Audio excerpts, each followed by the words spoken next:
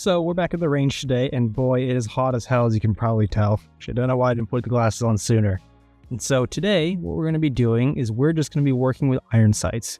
I've been using my scope for a long time, which I love, but I've wanted to kind of get back to basics, try to just get better with the fundamentals of, sight alignment, trigger pull, all that good stuff, which yes, applies to optics, but it's a fun, good excuse to work on irons as well.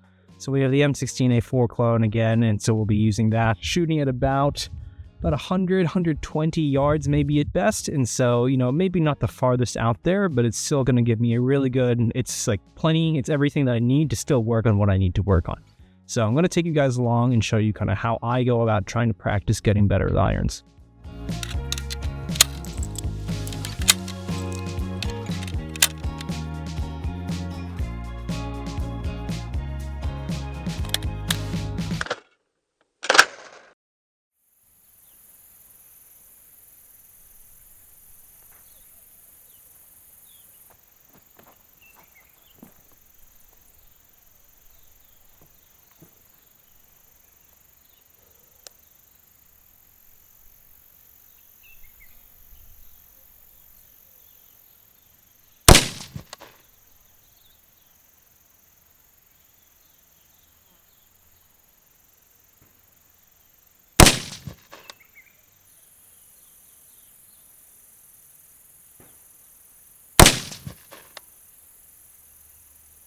I chose irons again because I know it's a lot of fun and because I enjoy it and I'm in the mood for it, but also because it's just a little harder than some of the other optics that I'm used to. It forces me to work on the things that I naturally, need to improve on. One thing I'm definitely trying to work on is my sight alignment. I'm so used to optics with simple reticles that when I use iron sights, I can tell that I just need to take a few more moments to be patient to line up my sights. I've noticed that if I take too much of a break from shooting irons, I can get a little sloppy and a little impatient. I've also noticed that I tend to shoot a little low when I use my iron sights, and while I'm not going for 100% pristine, perfect sight picture, I know I could be just that much more patient, just a hair. Each time I fire my groups and check my targets, I'll make mental notes of what needs to change so I can be more accurate with my shots. It's worth mentioning too that if you have limited choices at your range, maybe you have to shoot in the woods based on which state you live in, or your actual gun range doesn't have so many different distances, you'll probably tailor your training to account for this. So for example, I'd like to shoot out to beyond 200 yards with iron sights, but I don't have that at my disposal right now.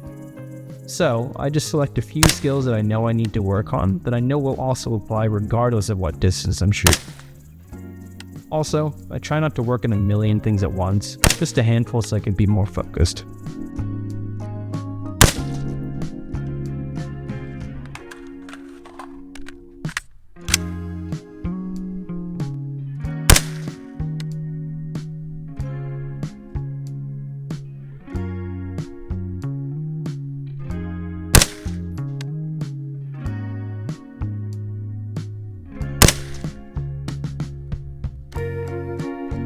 Boy, it's hot. So, shot probably about 15 to 20 rounds, honestly more than maybe I should for an initial group. So now I'm gonna go down range and just gonna see how I did. Ideally I would do, I would shoot fewer rounds just so it's like, if my groups are really off, I can, readjust sooner. But I did the 15-20 anyway because I got carried away and wanted to shoot. So now we're gonna see how we did and make any adjustments we need to. But overall, things are going fine. It's just the heat, but that's something that actually requires me or forces me to be more patient and to be more disciplined as a shooter. Distracted from the heat, the sweat, all that kind of stuff. Shooting in direct sunlight. And so, they're all factors that I need to take into consideration when I'm shooting and basically become more patient, more disciplined. That's something I especially want to work on. So let's unload and let's see how we did so far. Another thing too is just general patience overall when I'm shooting. I've noticed I can get carried away with wanting to shoot quickly because it's fun and I'm having a good time, but there's something to be said of taking just a moment to slow down and be a little more patient and disciplined to make sure your shots land where you want them to go. Now, of course, you have to balance speed and accuracy and all those good things. It's not just one-dimensional, but for me personally as a shooter, I can tell this is something that I need to work on. Even if I'm only at 100, 120 yards at most, these things still do apply, but probably just in less of the capacity as, farther out. But it's something that, again, coming back to patience, I've been trying to be better at.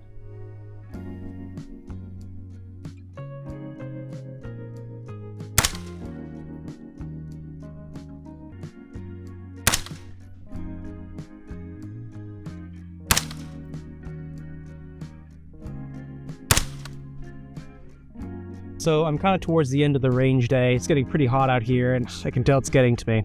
But so yeah, I switched up positions to more of the crouching position because it's not something I usually work on. I'm either usually in standing or prone, but I feel like there are some distances where if you're standing, it's a little farther than to be the ideal position, but it's a bit overkill to just go prone. And I, in general, don't work on the sitting position much, so I'll try it out. But anyway, one tip also that really helps me in terms of getting better and practicing is also to film myself, or just to take pictures. And it doesn't need to be anything fancy. You don't need to make a whole video out of it. But sometimes just propping your iPhone against your car or against the ammo crate or whatever, and just taking a picture either of your stance or your technique really helps.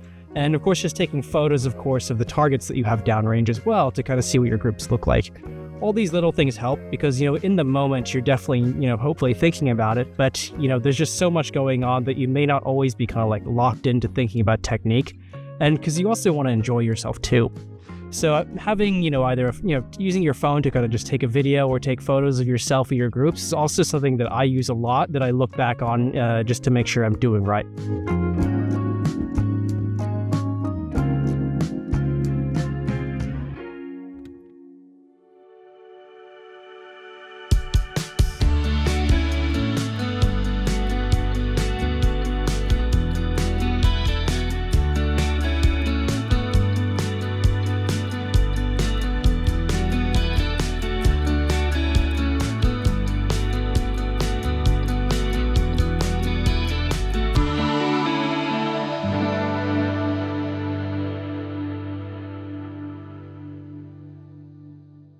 So it's the next day and we're back at home. And so the last thing I like to do in order to help myself, really maximize my practice is also just to write down what exactly I've learned and what I think I can do better.